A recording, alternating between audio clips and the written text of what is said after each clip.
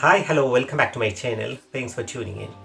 For those who are new to this channel, let me introduce myself to you. My name is Lathish Shankar.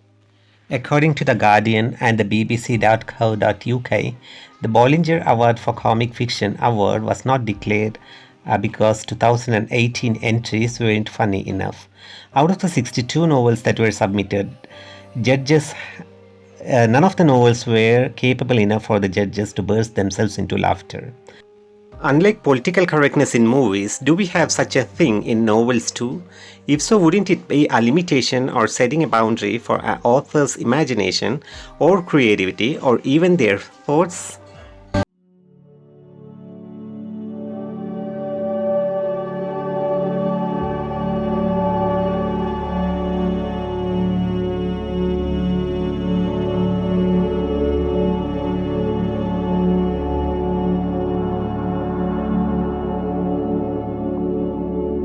Also, sometimes it's really very hard to tell a funny joke also because uh, some of the stand-up comedians, they refuse to perform themselves on the stage in the university campus.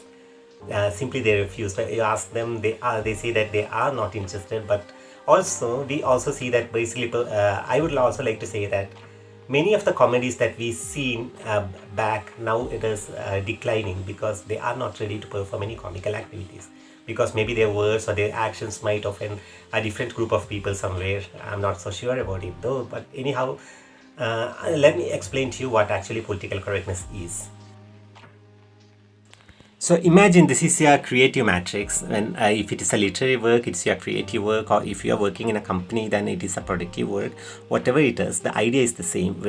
So this is the society where you have plenty more number of groups that are based on the categories of gender, caste, races, profession, nationality, and so on. Their group, the categories is unlimited.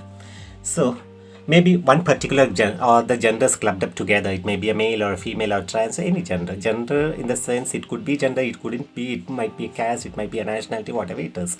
I mean the group of people here. So G1, next group is G2. It might be a bigger group or it might be a smaller group with less number of people, whatever it is, irrespective of that.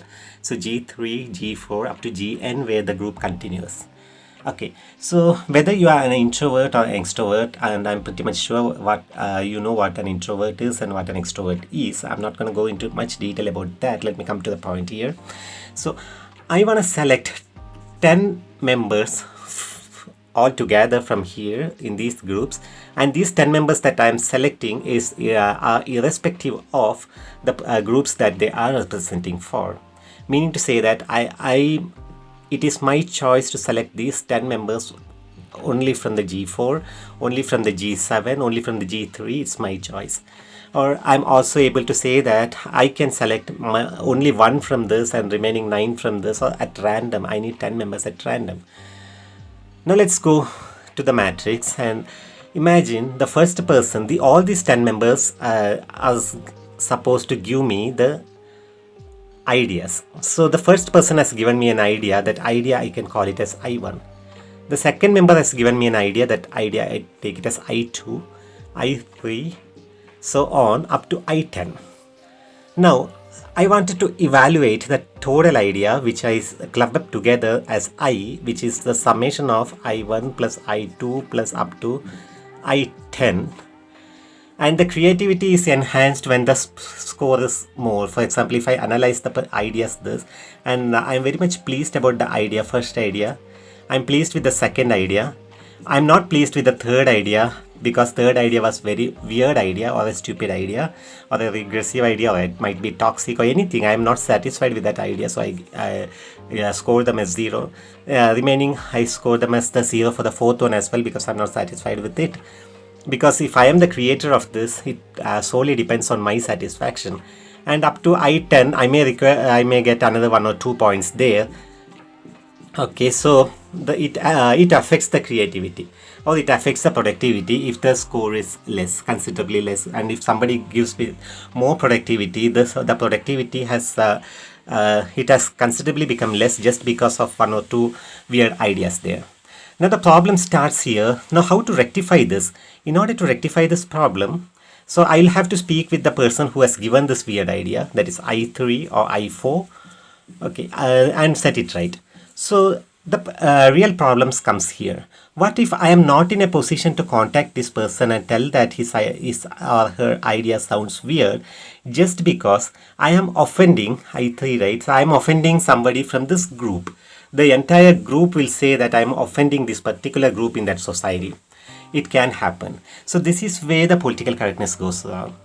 If I want to say that this particular person's idea is not acceptable, and if I'm not in a position to tell that just because I am offending the person in the group, the entire group along, because the society perceives in that way.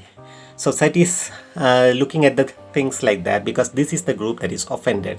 So that particular story is politically incorrect. So they have to face the consequences because of this. Now, how to attack there, how to analyze this situation, how to refute this. Okay, let me tell about the refutation here.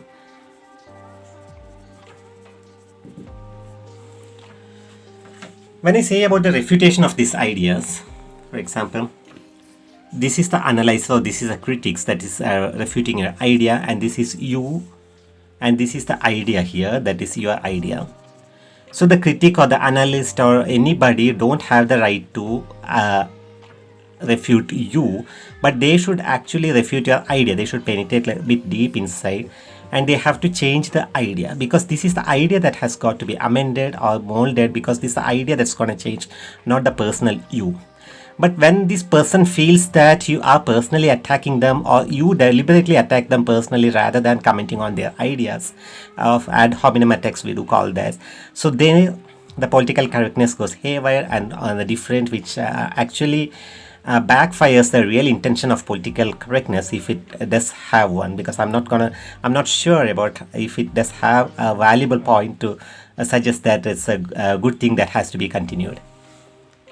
So the first draft that you write is like, you should write keeping your doors and windows shut. So it's not a literal meaning. It might not be the literal meaning what I say that you want to close the doors and the windows. It actually means that when you write the first draft is entirely, it belongs to you alone, because this yes, it is as such, because nobody has the right to peep into what you are writing. Nobody has the right to criticize what you are writing, because it affects your thought flow. So, I'm speaking about the first draft. So after the first draft, what I suggest you to do is take a rest of maybe a day or two, or perhaps even more than that, and come back with fresh eyes, and once again you look into the matter what you have written, and you can at that time you may feel that one particular sentence is not fitting to the story well. You can delete that sentence, or you can remove all such words or sentences that actually does no meaning to the entire context. Also, just see that if you deliberately biased views, you have offended any community deliberately, which don't have any relation to the context or to the story that you have written. If so, I would humbly suggest you to remove that when it doesn't contribute in any way to the story. Because characters can be politically incorrect, I do agree, but an author's biased view shouldn't come there, because it is not the character is speaking the dialogue, because it shouldn't be the author, because the characters, as how we develop the characters, according to that structure, the characters are free to deliver their dialogues, but not the author's biased views. Okay, when it comes to the character building, the lot many possibilities are there which I wanted to share with you. Maybe I can select a character that is incapable and dumb from any of the group, and I can portray the character as incapable and dumb, or that I can portray the character as strong and ambitious, or that it's my wish if I want to portray the character as very violent and hateful, or that I have to portray the character as intelligent and beautiful. The combination continues there. There are a lot many permutations and combinations. So, for example, if I want to select the character is a woman character, and I can make her violent and hateful. I can also make her incapable and dumb. I can also make her strong and ambitious. It is the author's. It is at the author's discretion to create a character that he or she would like to choose for his story.